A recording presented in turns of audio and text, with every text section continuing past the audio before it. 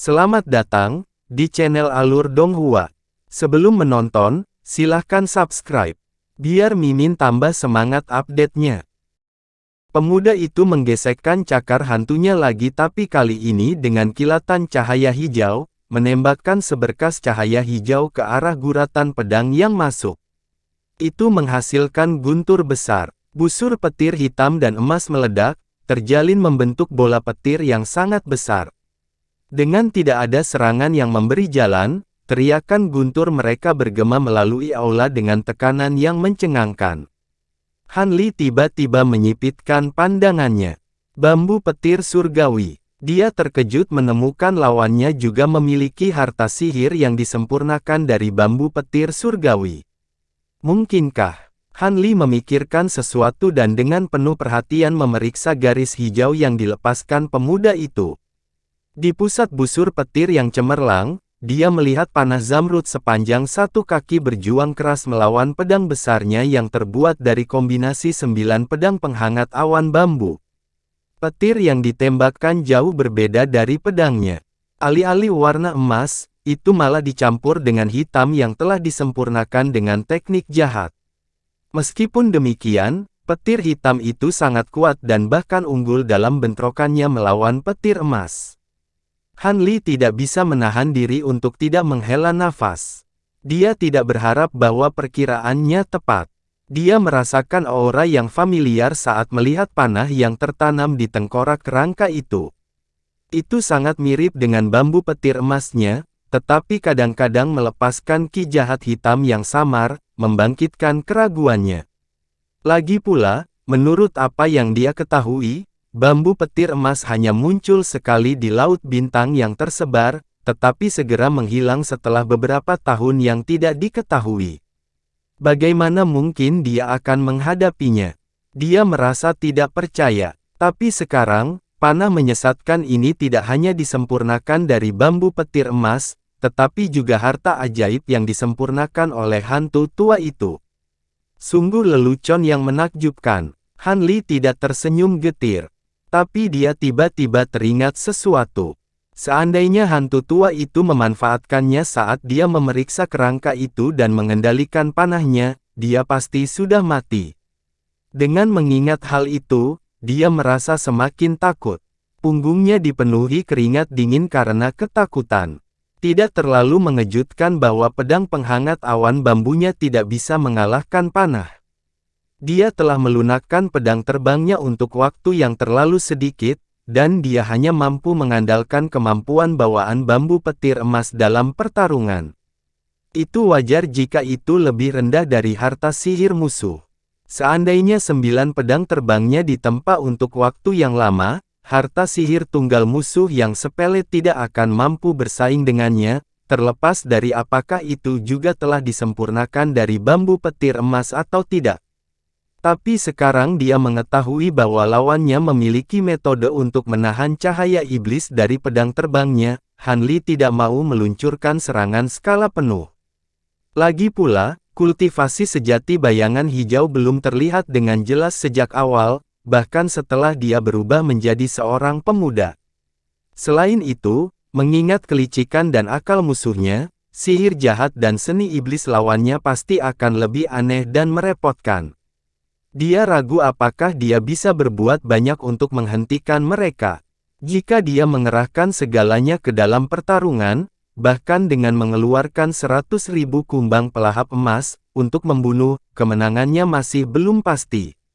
Dapat diasumsikan bahwa karena musuh tiba-tiba mengajukan proposal beberapa saat yang lalu, dia juga agak takut dengan harta sihir Han Li sendiri dan teknik aneh.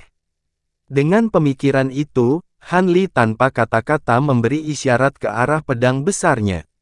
Dengan ledakan besar, pedang besar itu larut menjadi 9 pedang asli dan menembak kembali ke arah Han Li. Ketika pemuda itu melihat ini, kilatan dingin melintas di matanya. Kemudian setelah ragu-ragu, dia memutuskan untuk tidak melanjutkan serangannya dan menarik harta sihirnya. Setelah Han Li menarik pedang terbangnya, dia bertanya dengan ragu, "Jika dirimu yang benar-benar adalah Master Grandmaster Zenith Yin, maka usiamu pasti lebih dari 1000 tahun. Pemuda itu menundukkan kepalanya untuk melihat tangannya yang dipulihkan dan dengan santai berkata, "Sebelum saya mengolah teknik demonifikasi jiwa yang mendalam, saya berusia lebih dari 600 tahun. Meskipun saya tidak tahu persis berapa banyak waktu yang telah berlalu setelah saya mengubah tubuh saya menjadi jiwa yang dalam, seharusnya tidak kurang dari 400 tahun. Untungnya, saya mengolah tubuh jiwa yang dalam ini setelah menerobos ranah jiwa baru lahir. Seandainya saya tetap berada di tubuh saya khawatir saya sudah lama mati dalam meditasi." Han Li tetap diam. Jika apa yang dia katakan itu benar, orang ini adalah hantu 1000 tahun. Han Li tertarik pada teknik demonifikasi jiwa yang mendalam ini, yang memungkinkan seseorang untuk menembus batasan umur seseorang. Karena itu, Han Li perlahan berkata, "Karena kamu mengatakan ini, maka aku harus benar-benar memanggilmu sebagai senior." Ketika pemuda itu mendengar ini, dia melihat sekilas ke arah Han Li dan menemukan bahwa kata-kata Han Li tidak sesuai dengan keinginannya. Dia mencibir dan berkata, "Senior, setelah bertahun-tahun dikutuk dan dipuji di dunia kultivasi, saya tidak berharap untuk tetap sebagai hantu tanpa tubuh dan melepaskan kesempatan saya untuk memasuki siklus reinkarnasi, semua untuk membalas dendam pada 2 murid pengkhianat saya. Jika Anda tidak menjelaskan asal-usul Anda dengan jelas, maka saya akan sangat merusak origin ki saya sendiri untuk memastikan Anda tidak pergi dari sini hidup-hidup." Meskipun suaranya sangat tenang, kata-katanya berat dan dingin, tidak meninggalkan ruang untuk keraguan. Han Li tersenyum pahit. Setelah beberapa keraguan, dia berkata, "Bukankah akan terlalu rugi bagi junior ini jika hanya senior yang mengajukan pertanyaan? Bisakah senior juga menjernihkan beberapa keraguan yang satu ini?" Pemuda itu tertegun sejenak sebelum tertawa terbahak-bahak. "Bagus, sangat bagus. Saya dapat menyetujui persyaratan ini. Tetapi jika Anda tahu terlalu banyak, hidup Anda akan sulit untuk dipertahankan." Pemuda itu menunjukkan kesombongan yang luar biasa. "Hehe, senior tidak perlu khawatir tentang itu. Jika yang ini tidak salah menebak, maka kultivasi senior paling banyak berada di formasi inti akhir. Sejujurnya saya ingin tahu apakah saya bisa bertahan atau tidak." Han Li mengajukan pertanyaan menyelidik sambil hati-hati memeriksa ekspresi pemuda itu. Pemuda itu dengan dingin tertawa beberapa kali, tetapi dia tidak mengungkapkan keanehan sedikit pun, menyebabkan Han Li mengutuk dalam hati, "Bajingan tua yang licik. Mari kita potong sampah. Anda mengatakan bahwa Anda mempelajari segalanya dari slip batu giok, bukan dari 2 murid pengkhianat saya. Berikan padaku." Suara pemuda itu keras dan dingin, membawa nada sombong. Han Li mengerutkan kening. Setelah ragu-ragu, dia menepuk kantong penyimpanannya dan melemparkan batu giok yang memancarkan ki abu-abu ke arah pemuda itu. Pemuda itu tidak langsung menangkap slip batu giok. Sebagai gantinya, dia mengangkat tangannya, memanggil ular piton hitam ki hitam untuk menangkapnya di mulutnya dan membawanya ke hadapannya. Tanpa menggerakkan anggota tubuhnya, matanya bersinar dengan cahaya merah darah, dan dia tanpa emosi menatap ke dalam slip batu giok. Sesaat kemudian, dia menarik tatapannya yang aneh dan dengan ringan menjentikkan jarinya, menembakkan slip giok kembali ke Han Li. Dia kemudian perlahan berkata kepada Han Li, "Katakan di mana kamu mendapat benda ini. Slip giok tidak cukup untuk menyangkal hubungan antara Anda dan 2 murid pengkhianat saya." Han Li samar-samar tersenyum dan tidak menjawab, malah mengajukan pertanyaannya, "Karena kemampuan ilahi senior begitu hebat, maka pasti reputasinya pasti sama hebatnya. Bisakah senior memberikan nama besarnya kepadaku?" Ketika Han Li menghindari menjawab pertanyaannya dan menanyakan pertanyaannya sendiri, pemuda itu awalnya marah, dan penampilannya menjadi garang. Tetapi segera setelah itu, dia memikirkan sesuatu dan dengan dingin menjawab, "Kamu seharusnya pernah mendengar tentangku sebelumnya. Sage tulang, Xiao Cha." Sage tulang. Han Li tidak ingat pernah mendengar nama itu. Namun, dia tidak mempedulikan hal ini dan dengan tenang berkata, karena senior percaya slip batu giok ini tidak cukup untuk membuktikan identitas saya, maka seni kultivasi saya sudah cukup. Senior seharusnya melihat bahwa seni kultivasi saya benar-benar berbeda dari apa yang dia turunkan. Silakan lihat lagi. Karena itu, Han Li mengembangkan seni pedang esensi biru miliknya secara maksimal dan memancarkan cahaya biru yang menyilaukan dari tubuhnya. Segera setelah itu, Han Li menjentikkan jarinya dan menembakkan 8 coretan pedang esensi biru ke dinding, menghasilkan beberapa lubang. Adapun asal-usul slip batu giok, itu cukup sederhana. Junior memusnahkan seorang kultivator jahat dan secara tak terduga mendapatkannya dari tubuhnya. Jika senior tidak percaya ini, maka tidak ada lagi yang bisa dikatakan. Kami hanya bisa bertarung. Han Li dengan ringan menepuk tangannya dan berbicara dengan lembut. Xiao Cha menatap cahaya biru Han Li dengan ekspresi yang sangat suram.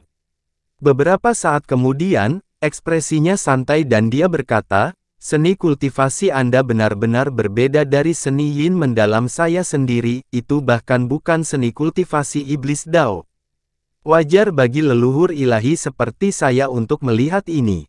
Namun, Anda memiliki inti avatar dan kebetulan menemukan tempat ini. Sudah sepatutnya orang tua ini berhati-hati. Tetap saja, orang tua ini memiliki pertanyaan lain untukmu. Selain slip giok, apa lagi yang Anda peroleh dari mayat itu? Ekspresi Han Li bergerak setelah mendengar ini, dan dia samar-samar merasa seolah-olah periode intimidasi yang panjang ini hanya untuk saat-saat terakhir ini.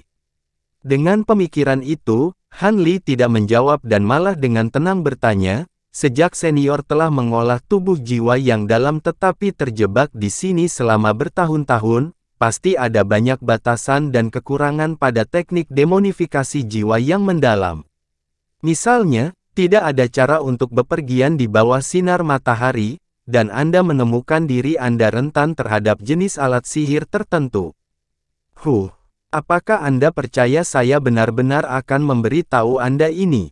Pemuda itu menjadi marah dan tiba-tiba menyela dia. Han Li dengan tenang berbicara dengan ekspresi acuh tak acuh, tentu saja tidak. Jadi, apakah senior benar-benar percaya bahwa junior akan memberitahunya tentang sesuatu yang seharusnya tidak diketahui junior? Ketika Xiao Cha mendengar kata-kata dingin dan mengejek itu, dia terkejut, dan ekspresi marahnya berangsur-angsur memudar. Karena kamu tidak mau menjawab, lalu bagaimana dengan? Sage tulang mengubah topik seolah-olah ingin mengubah pertanyaannya, tetapi pada saat itu, dering yang jelas tiba-tiba datang dari tubuh iblis tua itu. Suara indah itu membuat Han Li tercengang. Ketika Sage tulang mendengar ini, dia terkejut tetapi mengungkapkan ekspresi ketidakpercayaan. Dia tidak lagi memperhatikan Han Li dan memukul perutnya sendiri. Dengan air mata, tulang rusuk putih keluar dari tubuhnya dan terbang sekali di sekelilingnya sebelum mendarat di telapak tangannya. Cincin bening itu berasal dari tulang rusuk ini. Han Li berkedip dan mengungkapkan kebingungan. Dia benar-benar bingung. Dengan tulang rusuk di tangannya, senyum iblis tua itu semakin kuat. Menghancurkan. Iblis tua itu mengerahkan kekuatan ke dalam genggamannya dan mengubah tulang itu menjadi debu. Sebuah bola cahaya putih melayang dari debu, memperlihatkan seekor jangkrik hitam di dalam bola cahaya, tetapi begitu melihat Sage tulang, itu berhenti berkicau dan meninggalkan bola cahaya sebelum memasuki tubuhnya. Sage tulang tertawa terbahak-bahak dan mencengkeram bola cahaya di tangannya. Cahaya putih segera menghilang untuk mengungkapkan kain bordir bernoda kuning karena usia. Ketika Han Li melihat item ini, dia terkejut. Pikiran Han Li berkecamuk. Dia tahu bahwa ini bisa menjadi petunjuk untuk mengungkap misteri di balik fragmen peta. Dia mengamati setiap gerakannya dengan mata lebar. Sayangnya, setelah melihat sekilas, Sage tulang dengan cepat memasukkan kain bordir ke dalam jubahnya. Dia kemudian dengan tenang menatap Han Li dan berkata, karena kamu tidak memiliki hubungan dengan dua murid pengkhianatku, aku tidak punya waktu untuk menyia-nyiakanmu. Saya memiliki masalah penting untuk diperhatikan, jadi mari kita berpisah. Saya akan memberi Anda nasihat sebelum saya pergi. Jika Anda tinggal di sini terlalu lama, murid saya yang berdosa mungkin memperhatikan dan akan bergegas ke sini. Dengan mengatakan itu, Sage Tulang mengabaikan respons apapun dari Han Li dan berubah menjadi seberkas cahaya darah, buru-buru terbang melewati Han Li menuju pintu masuk. Han Li awalnya tertegun tetapi segera mengerutkan kening. Tubuhnya segera berubah menjadi kabur cahaya biru yang berkembang, membuat lingkaran penuh di sekitar aula utama. Setelah mengumpulkan kantong penyimpanan mantan rekannya dan harta sihir bersama dengan mengubah mayat mereka menjadi abu, dia buru-buru terbang keluar dari tempat ini. Tampaknya iblis tua itu tidak tertarik pada kantong penyimpanan para pembudidaya formasi inti. Meskipun dia tidak tahu apakah dia memandang barang-barang milik para pembudidaya formasi inti dengan jijik atau hanya lalai karena masalah mendesak, itu terbukti menjadi situasi yang sangat nyaman bagi Han Li. Namun, dia tidak bisa tidak memikirkan kain bordir. Dia juga takut jika dia terlalu lambat pergi, Sage Tulang mungkin akan memasang jebakan di pintu keluar yang akan sangat merepotkan. Tetapi ketika Han Li memikirkan bagaimana Sage Tulang telah menguasai avatarnya, jiwa bengkok, Han Li merasakan api yang menyakitkan membakar di dalam hatinya. Namun, dari serangan lawannya, Han Li merasa bahwa peluang keberhasilannya tidak tinggi, membuatnya merasa tidak berdaya. Dengan pemikiran itu, Han Li terbang ke permukaan. Iblis tua itu telah lama menghilang tanpa jejak, membuat Han Li kagum dengan teknik gerakannya yang menakjubkan. Tetapi ketika Han Li melihat bahwa itu begitu damai dan tenang di sekelilingnya, dia ingat betapa banyak orang telah masuk dan hanya dia yang berhasil pergi. Dia merasakan rasa kesepian yang tak terlukiskan di dalam hatinya. Tetapi begitu emosi itu muncul, bagaimanapun, jalur kultivasinya panjang dan sulit. Sekarang bukan waktunya untuk berduka. Han Li tidak berani tinggal lebih lama lagi. Setelah mendapatkan bantalannya, dia segera melarikan diri dari pulau dan meraih kantong penyimpanannya. Setelah beberapa saat, sebuah kain bordir muncul di tangannya dengan kilatan cahaya putih. Saat dia melihatnya, dia merasakan jantungnya berdebar. Dia tidak perlu memeriksanya dengan hati-hati untuk mengetahui bahwa ini tidak dapat disangkal terkait dengan milik Sage Tulang itu sendiri. Meskipun Han Li tidak tahu rahasia apa yang disembunyikannya, itu telah menyebabkan perencana tua itu kehilangan kendali dirinya. Dengan pemikiran itu, Han Li harus memeriksa kain bordir itu. Peta awalnya tidak jelas telah benar-benar menghilang. Namun, peta itu telah diganti dengan pola pedang cahaya emas kecil. Terlepas dari bagaimana Han Li membalik kain bordir, pedang cahaya selalu mengarah ke barat laut. Ujung pedang menembakkan garis merah lurus ke arah tepi kain bordir, melepaskan fluoresensi samar. Han Li mengerutkan kening. Meskipun dia tidak tahu tujuan spesifik item itu, jika dia tidak mengerti peta sederhana seperti ini, maka dia pasti idiot. Ini dengan jelas menggambarkan bahwa pemegang benda itu akan mendapat kesempatan jika mereka mengikuti pedang kecil itu ke suatu tempat. Saat menggenggam peta, Han Li tenggelam dalam kontemplasi. Tampaknya Sage Tulang sangat tergesa-gesa karena masalah peta itu sensitif terhadap waktu. Selain ekspresi bahagianya, jelas sekali hadiahnya pasti besar. Begitu Han Li sampai pada kesimpulan ini, dia segera membalikkan tubuhnya ke arah yang ditunjukkan oleh pedang di peta. Jika dia tidak terburu-buru, hadiahnya akan disita oleh orang lain selama petanya tidak kedaluarsa terlebih dahulu.